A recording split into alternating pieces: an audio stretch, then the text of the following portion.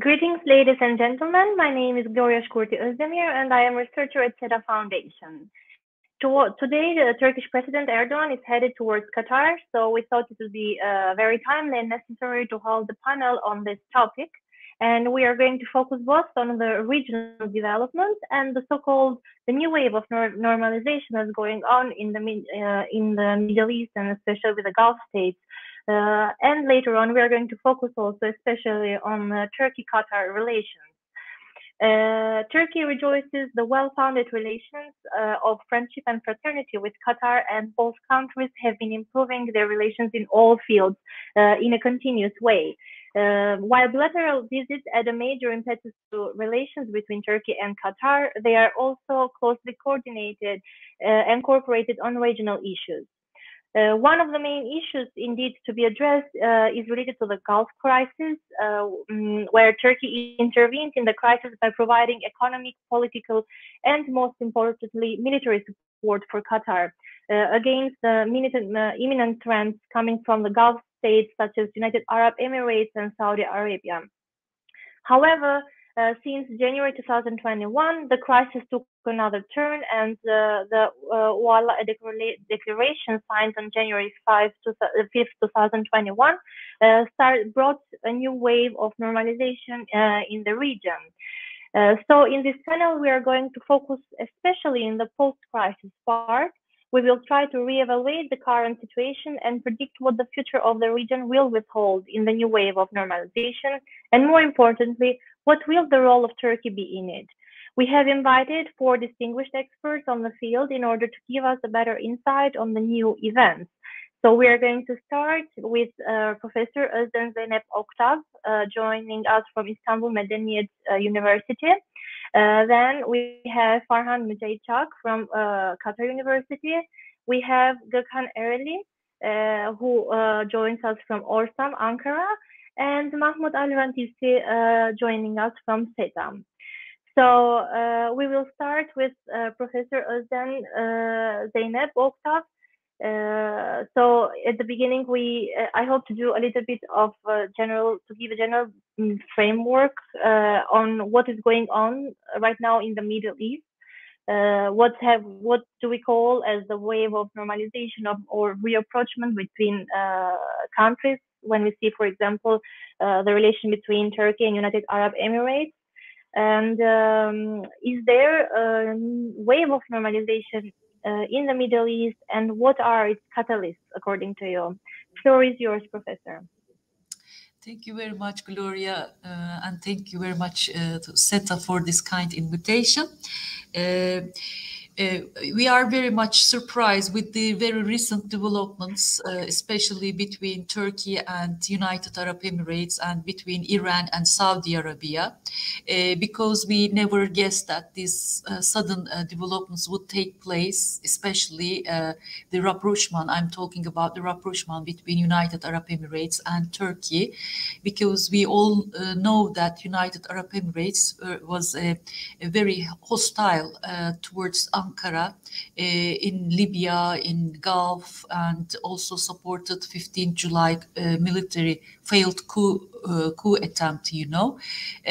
But what happened and why they just wanted to mend the relations, in my opinion, I'm not very much sure about what is happening in the region. Very recent developments they are, and I'm a little bit suspicious what is happening behind the curtains, because the Israel is the key player in this balance of relations. As you know, since 2020, we are witnessing a normalization process with Israel.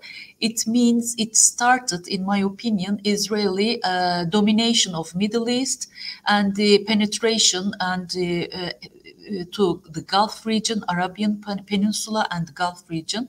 And in Trump's words, this is a peace process. But whose peace is this? In my opinion, this is Israeli peace. And there are 6 countries who made some contract or accords with Israel, but the United Arab Emirates and Bahrain in 2020, as you all know, signed Abraham Accords with Netanyahu and Trump. With Biden's coming to power, the Gulf region, balance of the region a little bit changed, because unlike Trump's policies, Biden a little bit lukewarm towards the Gulf monarchies, and especially towards Saudi Arabia. And in addition to that, Israel wants to dominate the Middle East and wants to have its own hegemony in the Middle East.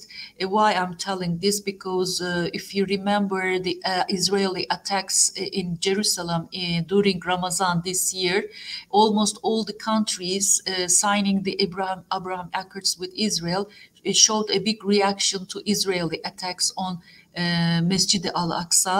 This created a great sensation among the Muslims, and therefore I'm saying United Arab Emirates, Saudi Arabia started to diversify their relations due to two reasons. One is the Biden's coming to power in United States.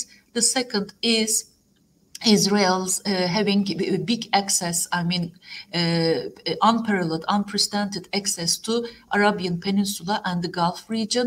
And another important factor is that the Gulf Cooperation Council countries, unfortunately, were not in so much peaceful coexistence with each other, as we know very well that United Arab Emirates and Saudi Arabia became, they are in a confrontation with each other in Yemen, and because United Arab Emirates closely ally with Israel, Socotra Island is very good example for this, and Saudi Arabia is very much disappointed with the rapprochement and the close relationship between Israel and United Arab Emirates.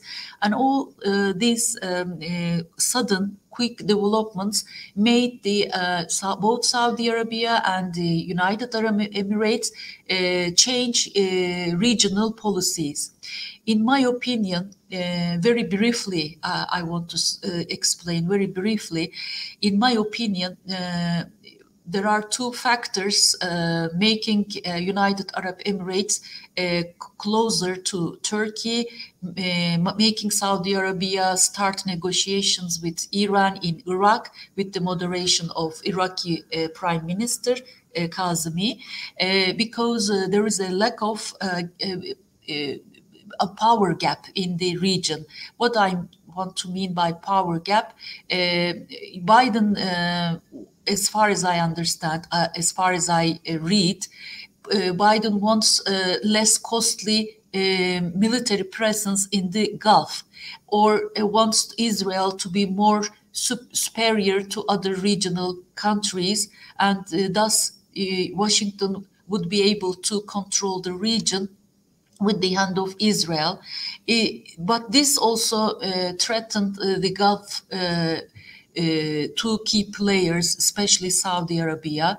I don't know how long I am allowed to speak, but I want to, maybe I can explain why Saudi Arabia started negotiations with Iran. Gloria. Professor, we have kind of 5 minutes for each question, so we are close to okay, then I keep but short. Yes. At this point, as you mentioned a bit about the Biden administration here, I wanted to ask you whether do you think that the Biden administration would support the current developments in the region, like Turkish rapprochement with United Arab Emirates and the approachment between Qatar and the other Gulf states? What do you think about this? Gloria, I have two responses to this question. One, United States becomes happy with the rapprochement between United Arab Emirates and Turkey with one condition: if Turkey acts in the orbit of United States. But doesn't become happy or becomes unhappy, Washington becomes unhappy if the regional cooperation is strengthened out of the orbit of United States. I mean, United States wants to control this region with the hand of its allies. It depends on to what extent Turkey and United Arab Emirates will be allies of the United States, or will act in accordance with the interests of the United States. This is my response. And but if United Arab Emirates and Turkey and Saudi Arabia act freely and act out of the orbit of the United States, and gets more and more confrontational with Israel, I guess United States won't become so much happy with this regional, cooperative relations on regional level. The United States never wants Gulf countries and the Gulf states and Turkey to be in close relationship with each other, and excluding Israel and exclude the United States from the region. Thank you very much, Professor. I think we are going to get back to you later again. Yes. Now, I wanted to pass to Farhan and wanted to ask him about the current Qatar's foreign policy towards the Middle East and how it is shaping, taking into consideration the regional changes. Farhan, the floor is yours. Thank you very much, Gloria. And I would like to start by saying my appreciation to SETA for putting such a panel together.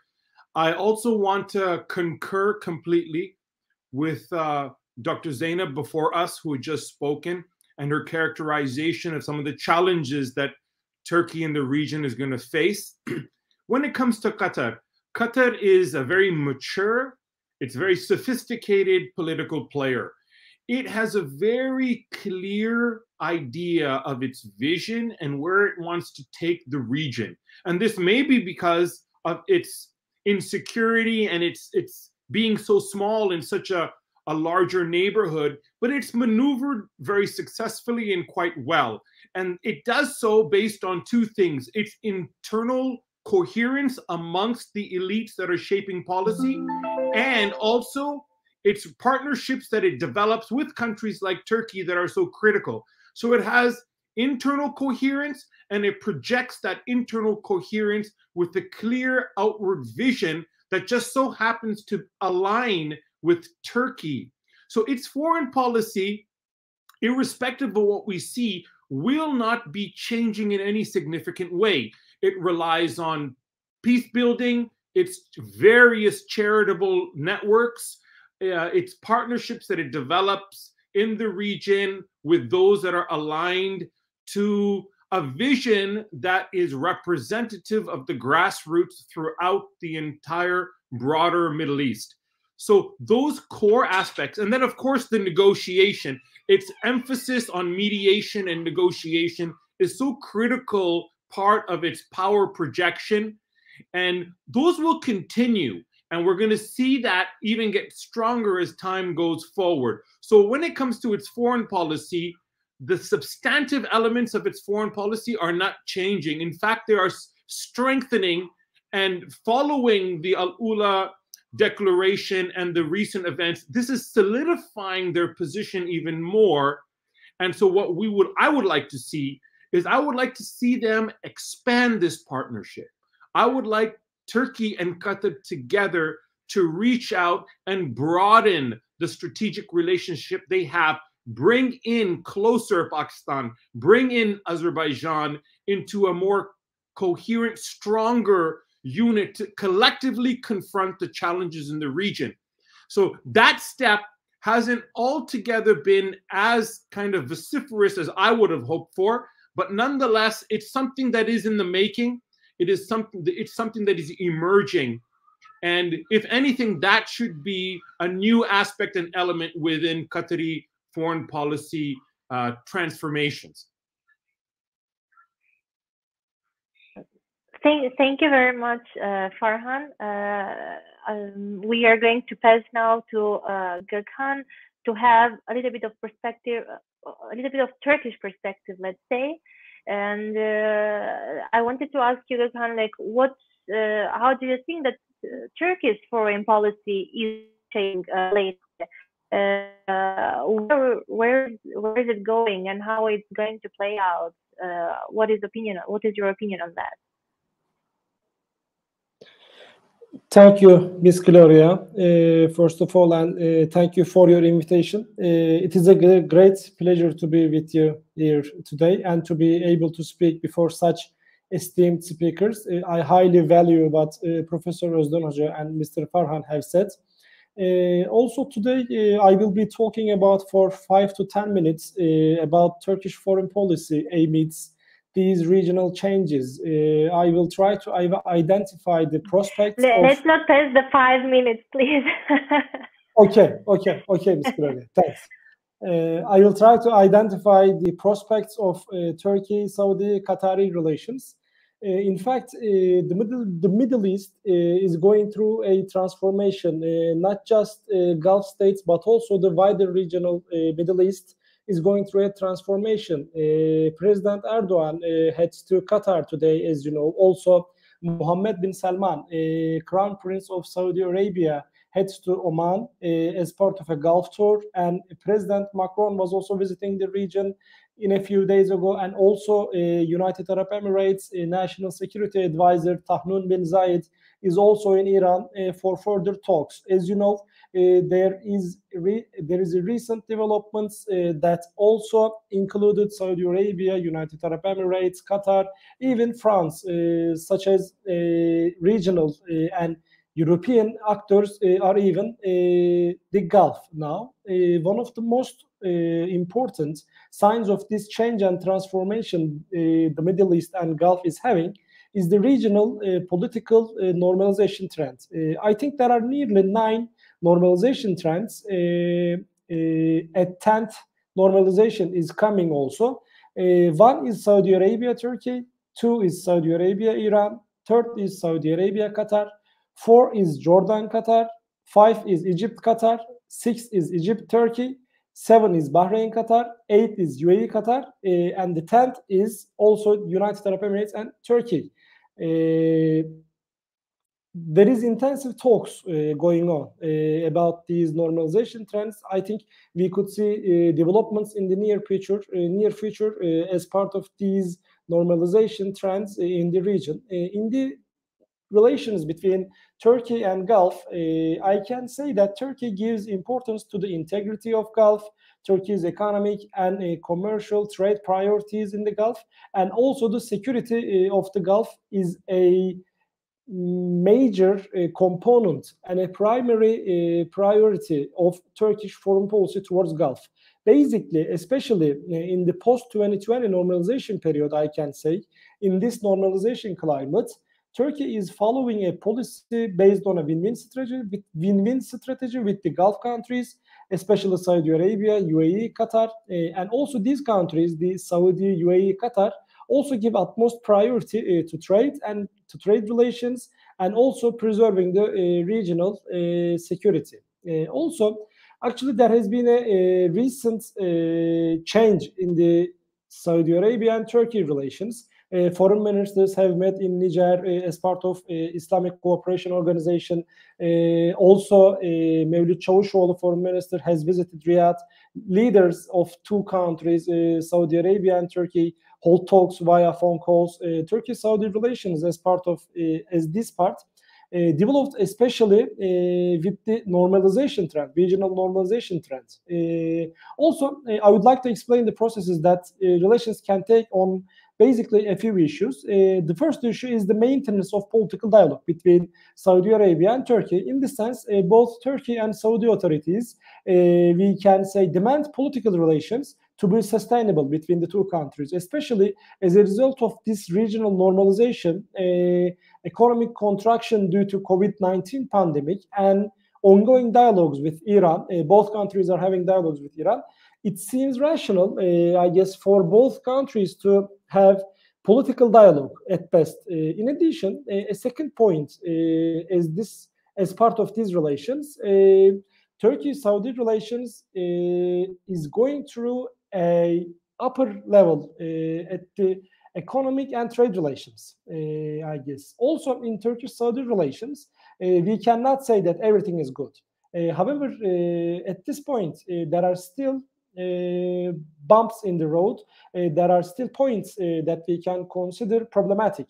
The first problematic issue is the Saudi media, and in a sense, in a wider sense, the Gulf media and the representation of Turkey at this stage. Here, at this aspect, I can say we cannot and haven't yet seen the two countries' relations between media couldn't develop according to the regional normalization trends. I think in the future we can accept this to be reflected in the Gulf media and also the Saudi media. However, with that, I need to talk about a little bit, just 2 or 1 minute, about the Saudi-Qatari relations. You know, the relations between Saudi and Qatar have recently improved, especially as you talked about, Ms. Gloria, about the effects and implications, ramifications of the Al-Ula agreement, which resulted in the resolution of the Gulf crisis. At this part, high-level official visits were made between countries, between Saudi Arabia and Qatar, and also Qatari and Egyptian relations also accelerated to a point that both countries seemed high official level visits. At this part, I can say, however, the UAE and Bahrain still do not have a high-level diplomatic representative or ambassador in Qatar. Therefore, it is possible to state that the normalization takes place between countries through different gears, just like in the European integration process. In this sense, main point of the regional normalization trend was the visit of Mohammed bin Zayed, Abu Dhabi Crown Prince. The other two speakers, Professor Özdemir and Mr. Farhan, have also talked about Mohammed bin Zayed's visits to Turkey and meeting with President Erdogan.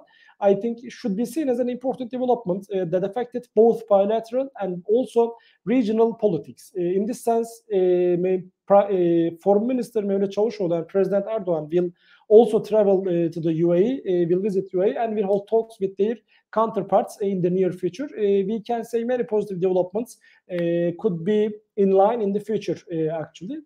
Also, in this sense, at this stage, we can see further normalization movements in the region between different states, between Turkey and Israel, between Turkey and Egypt. This could be accelerated. Also, between Turkey and Saudi Arabia, normalization trend is going to be accelerated, I can say.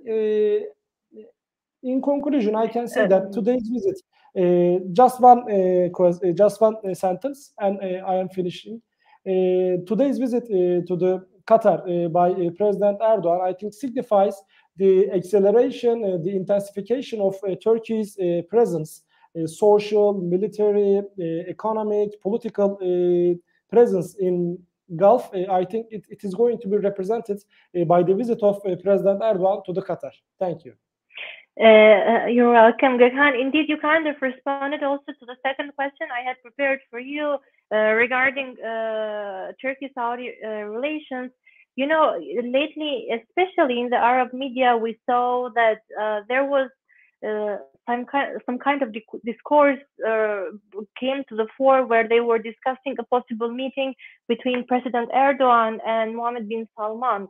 And it was something that I saw very often on the Arab media, to tell the truth. So I was wondering, what's your opinion on that? I know that it's kind of impossible right now because President Erdogan's visit is on 6th and 7th December, and Mohammed bin Salman will be there in the 8th of December, if I'm not wrong. But do you think that there's a possibility of such a meeting now or maybe in the future? What's your sense on that?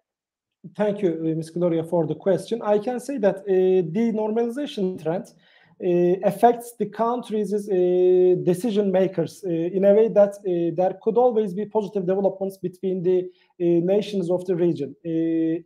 Before I think a half year, I can say before 6 months, 6 months ago, no one can argue that, and no one can predict that Mohammed bin Zayed, Abu Dhabi Crown Prince, once have intensified relations and intensified, especially aggressive relations with Turkey, could visit Turkey and meet with President Erdogan. At this point, I can say, a visit of Mohammed bin Salman or maybe the King Salman to Turkey is possible at every point, but I can say that it is not possible so near, and in the near future. I cannot say that the two leaders, I can say Mohammed bin Salman and President Erdogan will meet immediately, but I can say that there is always possibility and there is always room for maneuver and positive talks, especially at this regional climate of normalization. I think neither Saudi Arabia nor Turkey want to how can I say degrade other countries, decline such an offer. No one would want that. I think a meeting is possible, but I'm not thinking that it is quite near. Thanks. Thank you, Gökhan.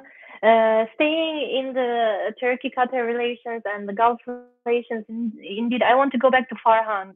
Farhan, what do you think the implications of this new wave of normalization be for Turkey and the Gulf relations and for the MENA region in general? What's your take on that? Okay, thank you very much, Gloria. I'd like to start out by saying that I'd rather discuss this not as a normalization process. I would rather discuss this as new configurations of power. And in this new configurations of power, one of the, let's say, the most stable manifestations of alliance and partnership is between Qatar and Turkey. So this is the bedrock. But everything around us is in flux and in change. And there are several competing, conflicting interests, right? And the most important of which is the Saudi-UAE falling out. That is very serious. Now, I'm very impressed by the Turkish ingenuity and reach out to Saudi Arabia, because Saudi Arabia continues to be very bitter towards Turkey, particularly in regards to what happened before during the murder of, the late Saudi journalist Khashoggi. Now, with the steps that have been taken recently, what we're seeing is that there is this effort by Turkey that is being somewhat reciprocated by Saudi Arabia, in which this is being repaired. But this is a major reason why I believe behind the scenes, the UAE was reaching out to Turkey. So it is also trying to secure its flank due to its deep kind of grievances with Saudi Arabia. There's a trade competition between Saudi Arabia and UAE that is becoming very serious. So there's the US-UAE alliance. There's also the alliance with India in this. So even if you look at the bigger picture, the Israeli-Indian-US alliance, as Professor Özden Zeynep mentioned, is that they do not want the region to build together and to quote unquote have respectful, normalized relations. But what is necessary, I believe, to kind of really achieve that target of a safe, secure, and prosperous region is there to arise this solid block. And that's what's emerging. And that's what I think all academics and those interested in the well-being of the region should support. Support this Turkish-Qatari bloc that is, like mentioned before, the bedrock of partnerships in this region. Now we're going through the 7th High Council strategic meeting that is involving both His Highness the Emir and President Erdogan, which also indicates another level of its seriousness. But it should be expanded, as I've said before, it should be expanded to include others in the region to then facilitate this new kind of power grouping that will take into consideration everyone's own kind of unique perspectives. Nonetheless, that these new configurations of power are going to be contested. They're going to be combative. And each one is trying to jostle for position. And in that kind of a scenario, those with the clearest vision and attitude and overall aspirations for the region, as Turkey and Qatar share, will reap the best benefits, right? So as we have seen that a relationship like Saudi and UAE that was seemingly so strong, it frizzled. and came to such a deep level of acrimony now that article after article is being written about it. So there is almost a whimsical nature in a lot of your general political alliances. But the truth be told, the longevity in any relationship is built on trust. So that kind of trust and that kind of shared vision for the future, support one another, whether we hope to look at that during the meeting right now, that there will be a declaration of economic support, definitely some kind of defense memorandum of understanding, and a recommitment to what is their shared vision for the region, which is essentially honoring the voices of the people and not being stooges to other outside hegemonic forces. So I'm quite hopeful, and I think that a lot of responsibility falls on both Qatar and Turkey to really take those necessary steps and be that unmovable rock and symbol that will naturally, by the force of their power and their, for example, the internal coherence in Qatar that is projected outwards, will naturally, as a magnet, draw people inwards. Thank you very much, Farhan. I'll get back to you with a few questions later as well.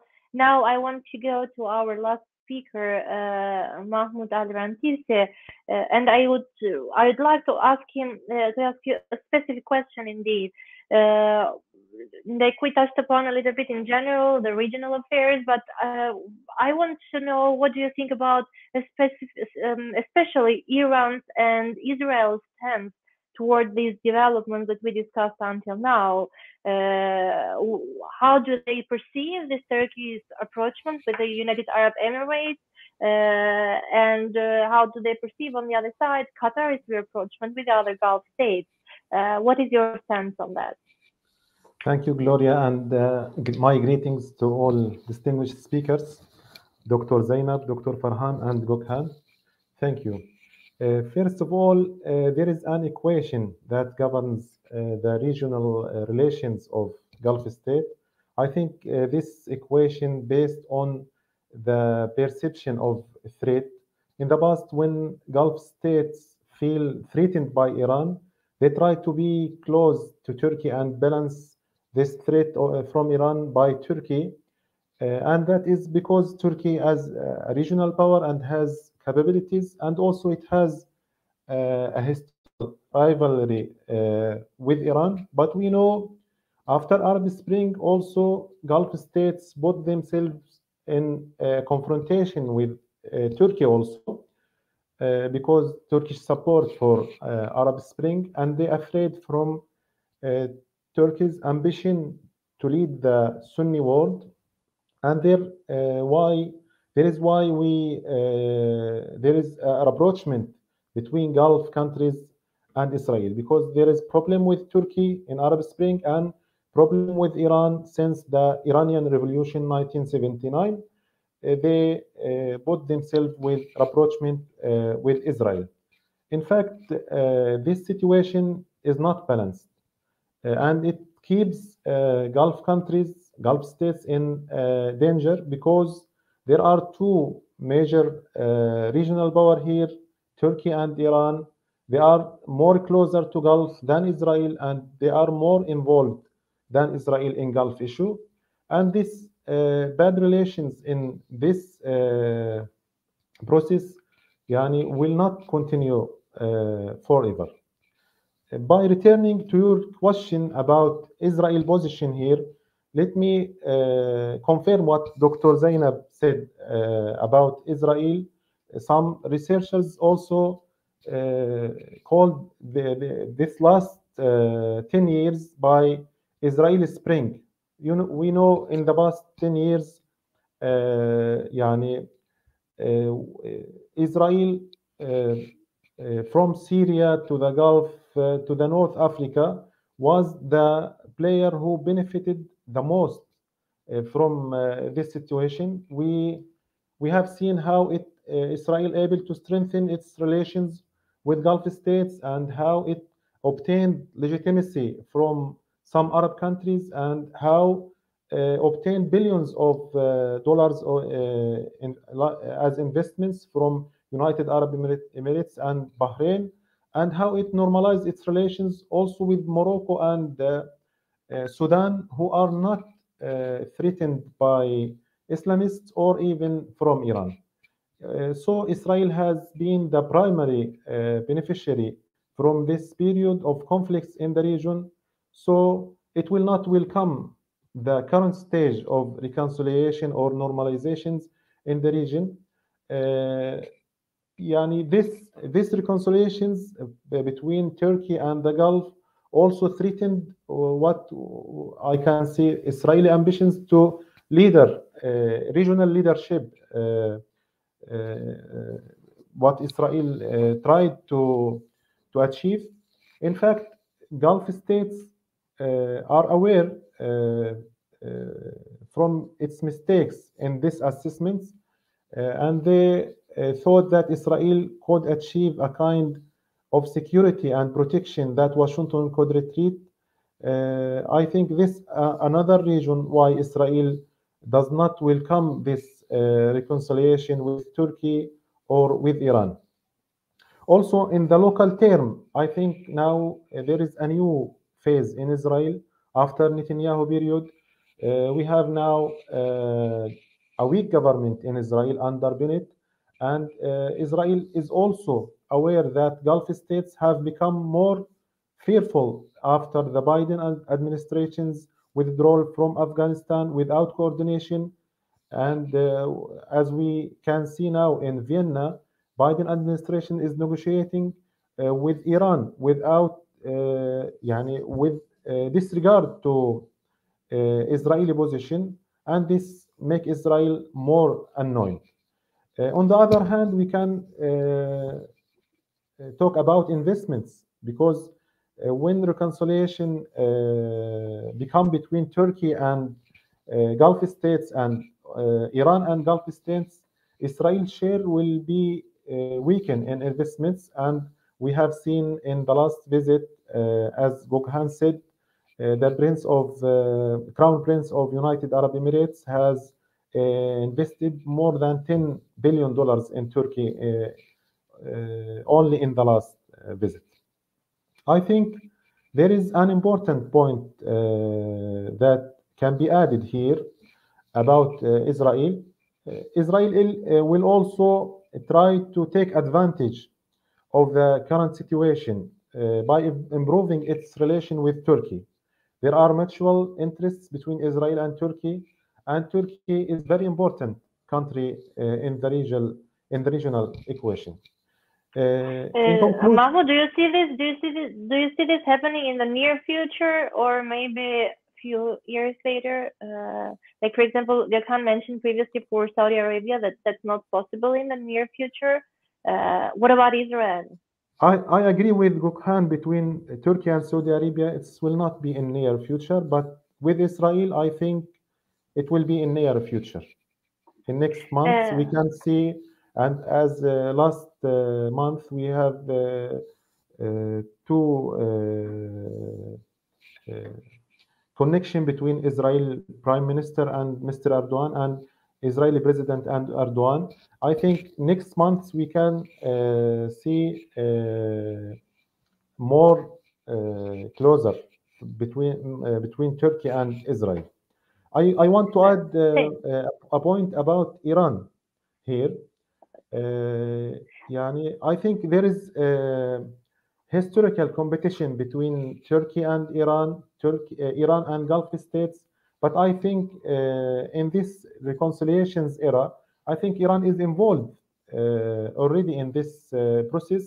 As we watched, Iran entered into dialogue with Saudi Arabia in Baghdad, and there is a good relation between Iran and United Arab Emirates. If we look to the trade exchange between Iran and United Arab Emirates, it's amount about $10 billion, while it's about $8 billion between Turkey and United Arab Emirates. In conclusion, I want to add a point about Yemen here. It's important. Mahmoud, we don't have too much time. I'm sorry. We need to pass to Professor Özden Zeynep. I'm really sorry for cutting you short. You can continue with that point when I come back to you. Okay. So I wanted to go back to Professor Özden Zeynep. Hocam, last week we saw Mohammed bin Zayed coming in Turkey and meeting with Erdogan, and it was, as you mentioned, an unexpected move from us. And indeed, we talked a lot about that meeting. So, do you think that that may have an impact on Turkey-Qatar relations? Or is that the reason why President Erdogan is going to Qatar right now? What is your opinion on that? Thank you, Gloria. Yes, of course, Turkey, United Arab Emirates rapprochement will have a very positive impact on the regional level, and Turkey's interest also is favoring the more integrated relations among the GCC countries. Turkey always wants the regional stability, and Mr. Farhan very well explained us the configuration of powers, and the Turkish-Saudi rapprochement also will have a positive effect or impact on Turkey's relations with Qatar. Qatar already working very closely in many areas, for example, in operating the Afghan Kabul airport in Afghanistan. And the Afghan leader Ashraf Ghani, recently after the Taliban's coming to power, escaped to United Arab Emirates, and now United Arab Emirates sheltering the Afghani leader, ex-leader. In this framework, I can say that the Turkey is very much supporting integrated relations among the GCC states. But here there are very big question marks in my mind. And Iran also very much willing to have good relations with Saudi Arabia, although we know the Saudi Arabia's first threat perception is Iran. I mean, Iran was the biggest enemy of Riyadh, as we all know. Let's imagine that Iran, Turkey, Saudi Arabia, United Arab Emirates all just took the previous problems on the shelf and came together and worked very closely. But what would be the Israeli position towards this integrated, close relations among the regional countries? This is a big question mark in my mind.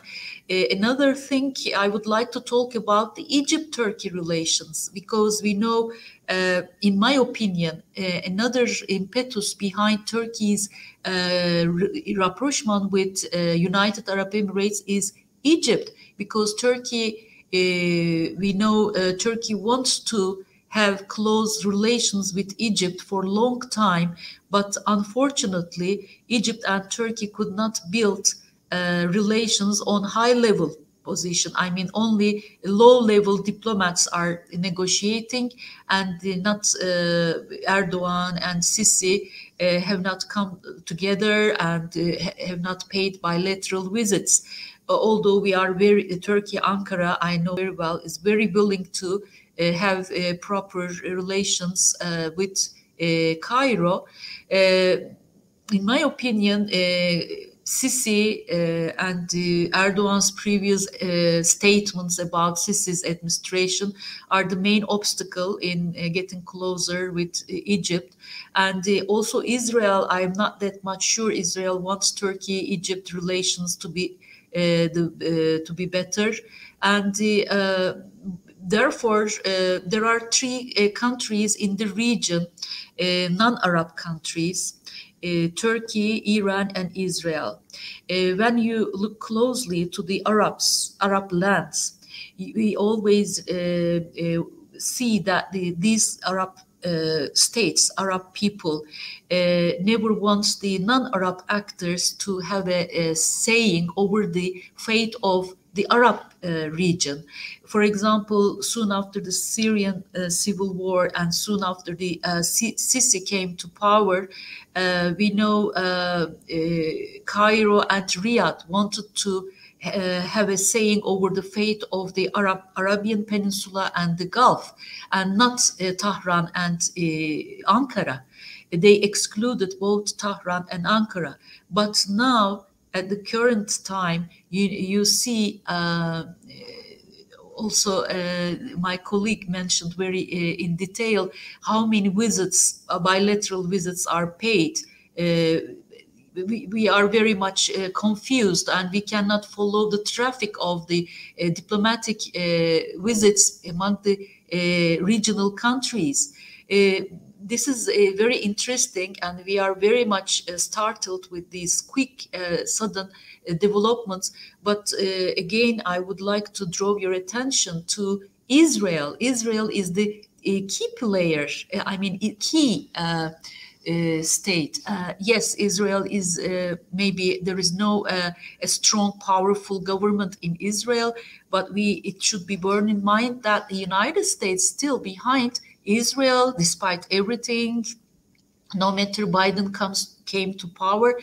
But I'm sure United States policies towards Israel never change, always support Israel in the region, we all know. And Israel, in my opinion, doesn't want a very solid integration of the regional countries, including Iran, because today Israel wants to have a front, to have a normalization. We always talk about normalization, but Israel wants the normalization of itself, with itself, because so that it can dominate, or it can design the region, not only the Arab Middle East, but also the Gulf. Because the Tel Aviv, Israel even wants to build a railway in the Gulf, we know that, and to strengthen its military presence in the Gulf by having cooperative and very close relations with the United Arab Emirates. But therefore, in my previous presentation, I mentioned that United Arab Emirates, in Kuwait, in Qatar, the public opinion, the people on the street, are very much reactionary to Israeli domination of the Middle East, especially Israeli attacks on Masjid al-Aqsa during the Ramadan, for example. Therefore, I don't think that. I think my duration is over. No, indeed, Professor, I wanted to ask you the same question that I asked to Mahmoud, because I think you have a different opinion on that. Do you see approachment between Turkey and Israel to happen soon enough?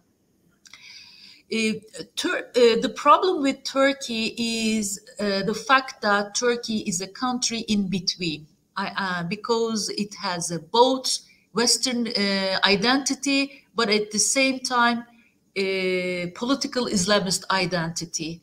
In relation with Israel is very, how can I say, very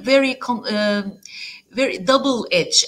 It has a double edge. Why I'm saying, on the one hand, Ankara wants to mend the relations with Israel, especially on economic level and energy level. But on the other hand, when it comes to Palestinian issue, it is very confrontational with Tel Aviv in Palestinian issue. These two identities always clashes with each other. This is the problem of Ankara. And from Arabs' point of view, from Iranian point of view, Turkey's NATO identity, Western identity, they always create problems in relations with the Islamic world, or not, maybe Islamic is not a right word, but in its relations with the Arab countries as well as Iran. But in Israel, relations with Israel is of crucial importance for Turkey as well. In my opinion, especially in East Med. In East Med also is the balance of power is getting to the disadvantage of Turkey, unfortunately, and therefore Israel is a key player. My opinion is that Turkey should build its relations with Israel. Qatar is very successful in doing this, Gloria, very successful at diplomatic relations. Turkey also can do the same. I mean, leaving aside its Islamist identity or NATO identity, it can build equal relations with both Israel and Iran, and having a mediation between the Iran and Israel, maybe. I believe, Professor. Yeah, I keep asking you questions. I'm sorry for that. Just one last question. You mentioned a little bit before about Egypt-Turkey relations. So with a short answer, just wanted to know your approach on that. Will Turkey and Egypt have a rapprochement in the near future or not? This way, we at least have created a general idea of the regional affairs, starting from Israel, Egypt, Saudi Arabia, and so on. Gloria, Turkey has no way but to mend the relations with Egypt and as well as with Saudi Arabia and with Israel, because we lost, because we spent much money. I mean, for defending the normative policies. I mean, we just yelled at Sisi because he's the coup d'etat, because of the coup d'etat in Egypt, and he's a norm breaker and anti-democratic ruler in Egypt. But now, this time, I mean, Turkey has no way but to to mend relations with Sisi, Egypt under Sisi, and because Turkey is getting more and more pragmatic, and if I'm not wrong, not being champion of the rights of the Muslim Brothers, although it still shelters the Muslim Brothers people in Turkey. But as far as I understand, Turkey, leaving aside Muslim Brothers, leaving aside the defender of the democracy, everything, started following more pragmatic policies, and more diplomacy will be diplomatically. Turkey will be more active, and it is the only way for Turkey to mend relations with Israel, with Egypt, and with Saudi Arabia, even with Mohammed bin Salman, because economy is getting worse and worse, unfortunately. Thank you very much, Professor. So I want to go back to Farhan right now, and to get a kind of idea, what would Turkey and Qatar relations look in the future? Do you think that maybe Qatar may act as a mediator for Turkey and, for example, Saudi Arabia relations? How do you see that playing out in the next years? I think absolutely that's correct. Not only will Qatar be a type of mediator between Turkey and Saudi Arabia, which will very much serve the interests of Turkey. On the other hand, Turkey could be a mediator between Turkey and Qatar and the UAE. So it's a very reciprocal relationship that should develop. Now, when it comes to the future, I think it's absolutely essential that if there is not forward momentum, there's stagnation. And I think that in the interests and for the region, and particularly Turkey and Qatar, there needs to be forward momentum. There needs to be this growth and an expansion, if you will, of this relationship between Turkey and Qatar. The future is in expanding this relationship and, you know, harnessing the talents of the region in ways that have not been done before. So I am very hopeful of the future. I think the meeting here with President Erdogan and His Highness Sheikh Tamim is going to reveal the depth of their relationship, and we need to kind of continue this. As I've mentioned, this is something that is a very positive development in the region. I also want to add that the relationship, as Professor Özden mentioned about Egypt and Turkey is also very essential. And Qatar can also play a role in that. And not just because of the large expat Egyptian community that is present in Qatar, that provides valuable, funds back into Egypt. But this relationship needs to be furthered, and Qatar can play a role in that as well. So it seems to be it's moving towards a win-win situation. And so I'm quite hopeful and confident when it comes to the future. Farhan, I wanted to ask you something. It might sound as cliche, but I wanted to see your opinion. Who are the winners and who are the losers right now in the region? Can we do a division of that kind when we take into consideration what we talked about until now? Well, look, so I would prefer not to characterize it as winners and losers, but let's just focus on the winners. Right now, absolutely, in the region, Qatar is very much a winner. It won when it came to its negotiation with the Taliban. It won when it came to the fact that it was not defeated during the blockade. And with the threat, the very real threat of a military invasion. So on that level, it's been vindicated. At the same time, Turkey's been vindicated. Now, irrespective of its economic challenges, its position and its principled position has been vindicated, that it's always had strong relations with Qatar. Even though there was some attempt initially of Saudi Arabia and UAE trying to entice Qatar away, and Turkey away from one another, that didn't happen. So when it comes to the winners in regards to the region and the policies, then absolutely, Turkey and Qatar are coming to that. Now, let's move away from who the losers are and come back to the idea of there are definitely new configurations of power. People are trying to locate space.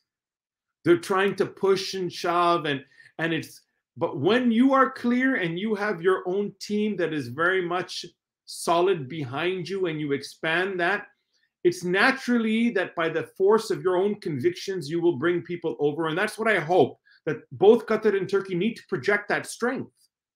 They need to project that outwards and internally. And of course, there's a lot of challenges, but in regards to the winners, those two primarily, and everyone else seems to be jostling to see whether they can create alternative power centers or how much and to what level they'll partner up with Turkey and Qatar. So then this is what I see happening. Thank you very much, Farhan. That was very good examination of the current situation right now. Really appreciate it. I want to ask Gökhan right now. It was mentioned, I think from Farhan, that United Arab Emirates and Saudi Arabia are currently having falling apart. And so I was thinking, like, who may be the biggest beneficiary of this? Is it Turkey? Can Turkey benefit from such a situation? Or is there any other state that can benefit from this?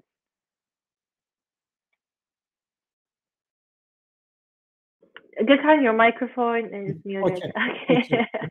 Okay. Actually, just as Mr. Farhan, I can say that I think it is not appropriate or it is not common to characterize the relations between Saudi Arabia and Turkey, Saudi Arabia and United Arab Emirates. There is a problem and who can benefit from this. I think this is inappropriate for international relations because there can be some shifts in international relations about the Gulf, and also there is regional shakes. There is relations between Saudi Arabia and UAE are falling apart. We know that because especially not just their political relations, but also their economic and trade relations are now a bit hasty, and it is not same as before. But Turkey, I think I can say that is pursuing a win-win policy both with Saudi Arabia, both with United Arab Emirates, and also both with the two actors. I think it is not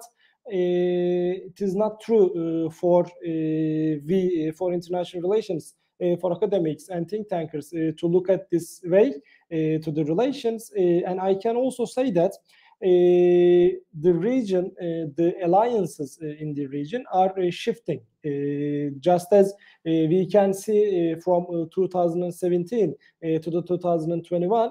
There is a strong emphasis and strong link between Saudi Arabia and United Arab Emirates, their alliance, their partnerships. But there is a recent policy shift for that. Also in 2017, also, and in 2021, Turkey is pursuing the same policy.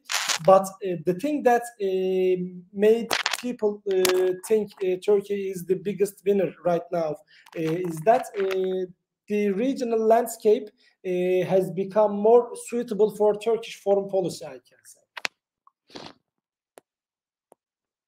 Okay, thank you very much. Very appreciated your response as well.